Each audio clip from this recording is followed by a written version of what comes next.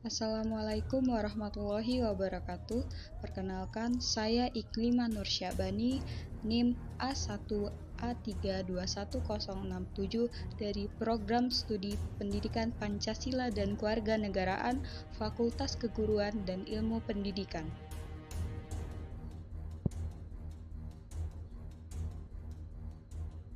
Bahaya paham radikal bagi generasi muda dan bangsa Indonesia. Dampak kerusakan-kerusakan akibat aksi teror sangatlah luar biasa, baik dari segi bangunan, mental, dan perkembangan ekonomi. Motif aksi teror riset oleh INSEP tahun 2012 menyatakan 45% disebabkan oleh ideologi agama, terlalu fanatik atau berlebih-lebihan dalam agama, dan salah dalam menafsirkan jihad. Definisi radikalisme. Radikalisme adalah suatu ideologi dan paham yang ingin melakukan perubahan pada sistem sosial dan politik dengan menggunakan cara kekerasan atau ekstrim, serta menyuburkan sikap intoleran, anti-Pancasila, anti-NKRI, penyebaran paham tarfiti, dan menyebabkan disintegrasi bangsa. Terorisme merupakan perbuatan yang menggunakan kekerasan atau ancaman kekerasan yang menimbulkan suasana teror atau rasa-rasa takut secara meluas yang dapat menimbulkan korban dengan motif ideologi, politik, atau gangguan keamanan menurut Undang-Undang Nomor 5 Tahun 2018.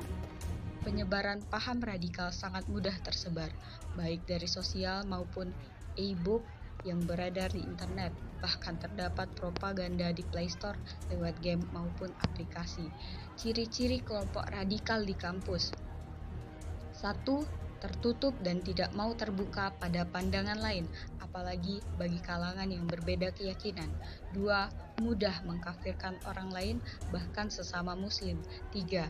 Ingin menegakkan hukum agama, mengajarkan dasar negara yang dipandang togut atau pemerintahan yang kafir. 4. Menempatkan Barat secara ideologis politis sebagai ancaman terhadap kesatuan umat. 5. Mengajak keanggotaan melaksanakan kajian secara tertutup, bahkan harus melakukan pembantaian. 6. Sebagai mengambil cara non-kekerasan.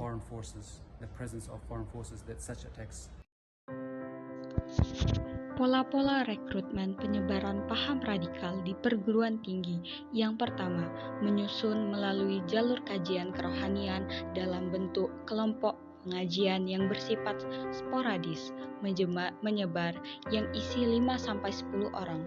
Pengajian ini mudah dalam rekrutmen namun sulit untuk dilacak.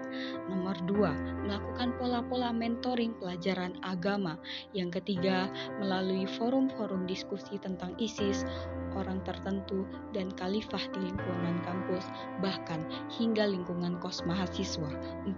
Melakukan penawaran tempat tinggal atau kos gratis dengan syarat mengikuti kajian-kajian mereka.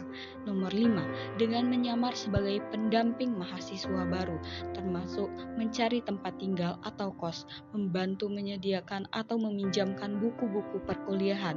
Yang keenam, menggiring mahasiswa baru dari daerah-daerah ke forum diskusi dan bicara tentang Pancasila dan sistem pemerintahan berbasis khalifah. Yang ketujuh, dari media sosial. Lalu, apa peran mahasiswa dalam membendung paham kekerasan dan terorisme ini? Yang pertama, memperkuat wawasan keagamaan dengan modernisasi beragama yang moderat, inklusif, dan rahmatan lil alamin. Yang kedua, perkuat wawasan kebangsaan dengan menanamkan rasa nasionalisme dan pengalaman Pancasila serta kecintaan pada NKRI sebagai jangkar keyakinan bernegara dan berbangsa. Yang ketiga, perkaya wawasan keagamaan dan mendalami melalui sumber atau tokoh terpercaya dan populer dikenal dengan pandangan moderat atau damai.